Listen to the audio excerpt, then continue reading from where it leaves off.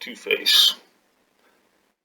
Welcome to your Xbox One Elite controller review. Now, I got the controller right here. I got to be very careful because if I hit these paddles, recording's going bye-bye. Already happened once. Here's the question everybody wants to know. Do you buy the Xbox One Elite controller? Well, there's no better man to ask than yours truly, Mr. Unbiased. And if I am biased, I tell you I'm biased. If I'm wrong, I tell you I'm wrong. If it's opinionated, I tell you it's opinionated. If it's a fact, you know where I'm going with this. This is the Xbox One Elite controller. I've ran through its paces, played a shit ton of multiplayer, a little bit of single player, but mostly multiplayer. Hours upon hours. Matter of fact, let me get up close. Get up real close. All right. If you do decide to get it, which at the end of this video, you should definitely have a clear choice of what you want to do. This is how you're going to want to do it. You're going to want the long right stick, the short left stick. Just the way your thumb fits in there, it just feels better than the domed. The dome, my thumbs were kind of sliding off. You can see, my son thought I was faking because it had this D-pad instead of the circular one. As you can see, comes right out. The magnets are real good magnets. I've definitely tried the thumbsticks, and it's not like you're thinking as you play. It's not loose. It's not loose at all. You can't even tell. You wouldn't even know there were magnets. I could have gone 10 years and never known that there were magnets holding this shit together.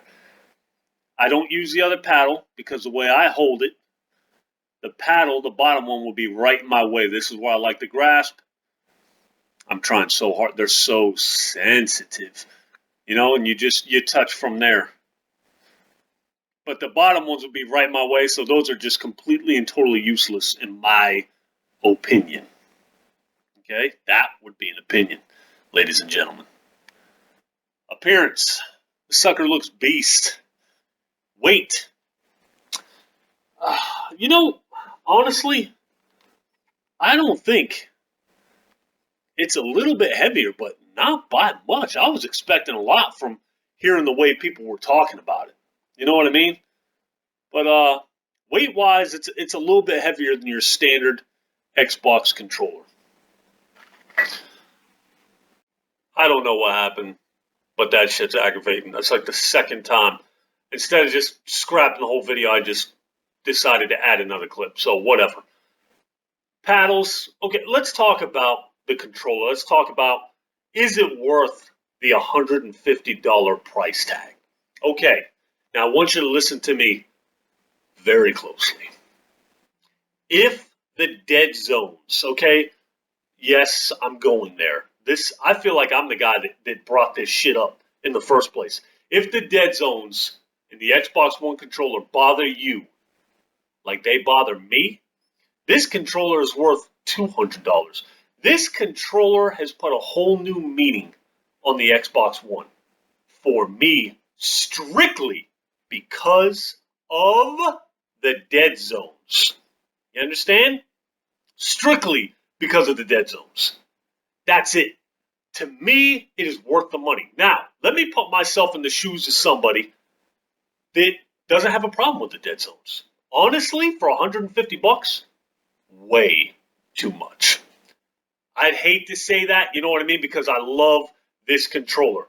But if the dead zones legit do not bother you, I honestly don't see any reason to drop $150 for this controller. The paddles are nice, you know what I mean? But you ain't going to be no MLG Pro because of it. The trigger stops are nice. They're little subtle changes. Nothing more, nothing less. They're just tiny changes. In Halo, the paddles have probably spared me 5-6 times. You know what I mean? I've probably gotten some more kills off at being able to jump and keep my fingers on the sticks at the same time. But nothing night and day. Nothing worth $150. You know what I mean? Now, if you're getting it for the dead zones, this is a mandatory. You need to buy this yesterday. Okay? You put this on aggressive, it's going to be a little bit hard to get used to in Halo.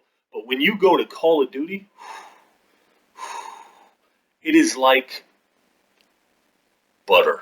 It's so smooth. It is so nice. The Xbox One just went up so many notches in my book because of this controller.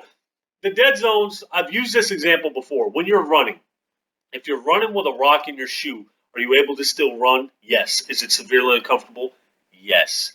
I got used to the dead zones, but I was never comfortable with them.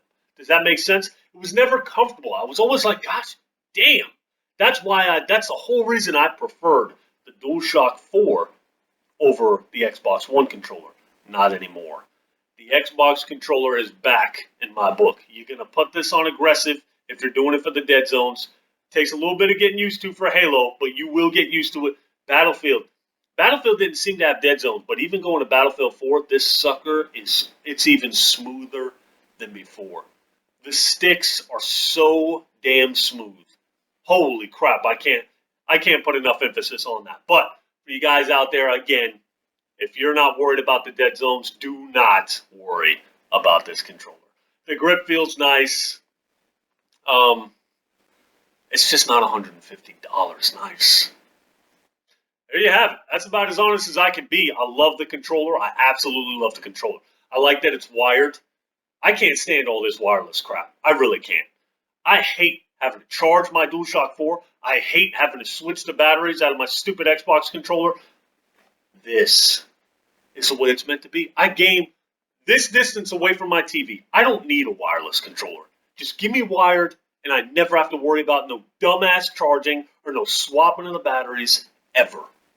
So for me, 100% worth it. To the standard guy, casual gamer, whatever, this I put it on the PC. I plugged it in. I'm going to get a second one for my PC. Why don't you just switch the ports? Because I don't feel like it. That's why. Fallout 4. Fallout 4's got some stiff controls. Fallout 4 felt smoother. You know what I mean? It felt smoother. Everything I've put this game on, idiot. Everything I've played with this controller feels better because of the thumbsticks. Because I have it set to aggressive. For you guys don't know what I'm talking about with the dead zones. I have the dead zone setting for the right stick set to aggressive. Okay? That's what I'm talking about. That's why it feels smoother. I don't want somebody to watch this and go and just start playing the game like, that feels the same to me. What's he talking? He lied. No, you got to set it to aggressive. That's the biggest change in my book. Everything else, You know what I mean? I mean, the paddles, they're all right. I like the paddles for shifting in Forza 6. You still playing Forza 6? You damn right I am. You bet your ass I'm still playing. Well, you flip-flopped. I changed my mind. It's as simple as that. It's as simple as that. I'm liking Forza 6 now. At least I got the fucking balls to come out and tell you that I was wrong. Does it suck? My problem was I paid $60 and it was just so much like 5. So much like 5. I was on the lower tier races. I'm playing Drive Club going what I feel like 300 miles an hour. Now my car's not turning or handling. Just You know what I mean? I vented over the internet. Sue me. I did a female move. Big deal. It happens. Forza 6. I like the paddles. I like it feels like there's a little more play in the triggers. So that's nice. Evil Within. The Evil Within, the controls feel so much better now. I remember playing with the Xbox One controller, the standard one, just like, so much better with it set to aggressive. Destiny plays better. The dead zones in Destiny are horrible. So much better. So much better. Get this controller if the dead zones bother you. That's all that needs to be said. Titanfall, I couldn't test Titanfall because Titanfall doesn't seem to have dead zones. I tried it last night. Couldn't get in the game. Big surprise. All right. Oh, looking skinny, man. I got to get in the gym. That's all I got for you. Hope this helped. Later.